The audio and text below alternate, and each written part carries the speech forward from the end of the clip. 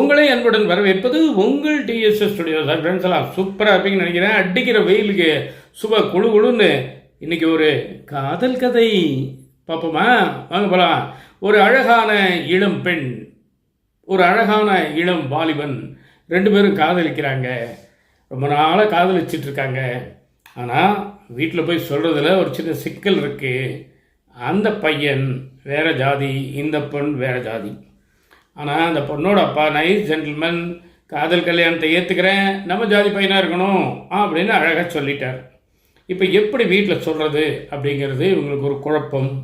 ஒரு நாள் சாயங்காலம் பார்த்தீங்கன்னா பீச்சில் ஒருத்தர் மேலே ஒருத்தர் சாஞ்சிட்டு ரெக்தியாக உட்காந்துருக்காங்க. நாளைக்கு காலையில் என்ன பதில் சொல்கிறதுன்னு தெரியாமல். ஏன்னா அவங்க அப்பா கொடுத்த ஒரு வருஷ கெடு அன்னையோட முடியுது. மறுநாள் காலையில் அவங்க அப்பா கரெக்டாக கேட்குறாரு. நம்ம ஆஃபீஸில் எல்லாம் பார்த்தீங்கன்னா நீங்கள் நல்லா வேலை செய்கிறீங்களோ இல்லையோ, கரெக்டாக அந்த ரிட்டையர்மெண்ட் டேட்டில் மறக்காமல் உங்களை வீட்டுக்கு அனுப்பிச்சுடுவாங்க. அதே மாதிரி பாணியில் இன்னையோட ஒரு வருஷம் முடிஞ்சிருச்சு, என்ன சொல்கிற அப்படின்னு கேட்குறாரு.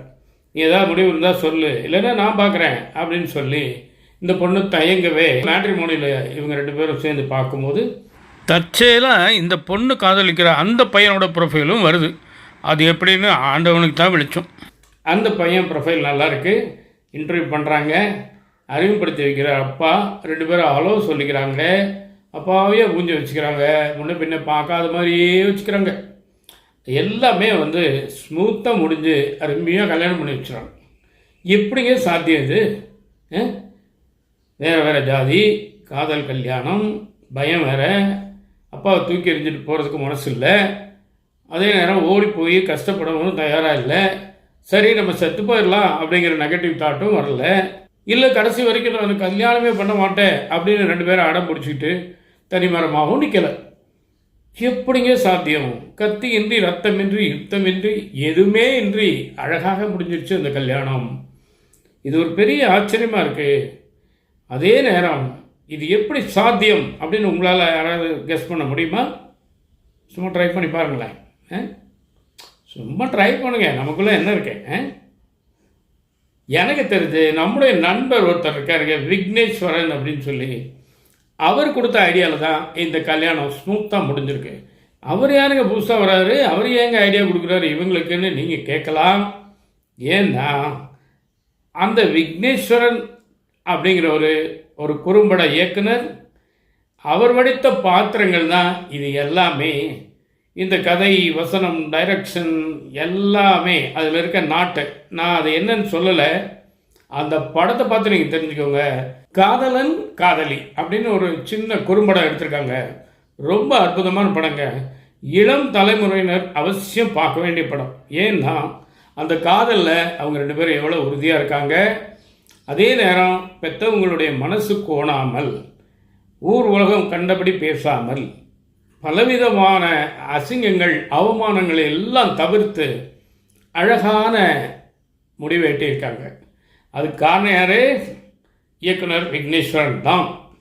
நிச்சயமாக அவர் தான். ஏன்னா அவருடைய தாட் பாசிட்டிவாக போயிருக்கு, நேர்மறையாக போயிருக்கு. அப்படி இப்படி திரும்பலை.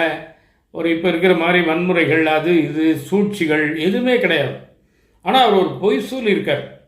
அதை நீங்கள் என்ன பொய் அப்படிங்கிறத நீங்கள் அதில் பார்த்துக்கோங்க, சரிங்களா?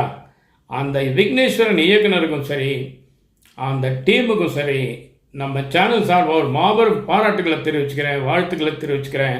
ஏன் அப்படின்னா பெரிய ஒரு நல்ல எதிர்காலம் அவங்களுக்காக அங்கே காத்துட்ருக்கு. இதே வேகத்தில், இதே பாணியில் அவங்க மேலே மேலே மேலே போயிட்டு இருந்தாங்கன்னு சொன்னால் உச்ச நிலைக்கு போகிறதுக்கு ரொம்ப நாள் ஆகாதுங்க. அருமையாக இருக்குது. இதில் நம்ம நண்பர் செல்லா அவர்கள் இதில் நல்லா பண்ணியிருக்காரு, அப்பாவை பண்ணியிருக்காரு, ரொம்ப அழகாக அற்புதமாக பண்ணியிருக்காரு.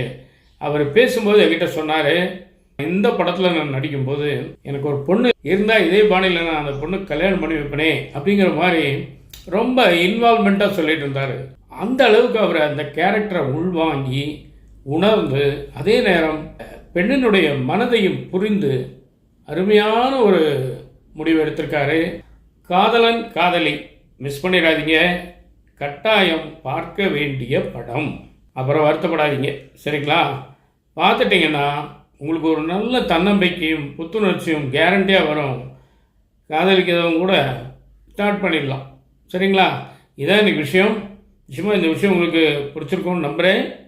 உங்கள் மேலான கருத்துக்களை எதிர்பார்க்குறேன். மீண்டும் அடுத்த எபிசோடு சந்திப்போமா? அதுவரை உங்களிடம் இந்த விடைபெறுவது உங்கள் நண்பன் டி. சண்முக சுந்தரம், போத்தனூர், கோயம்புத்தூர். நன்றி, வணக்கம்.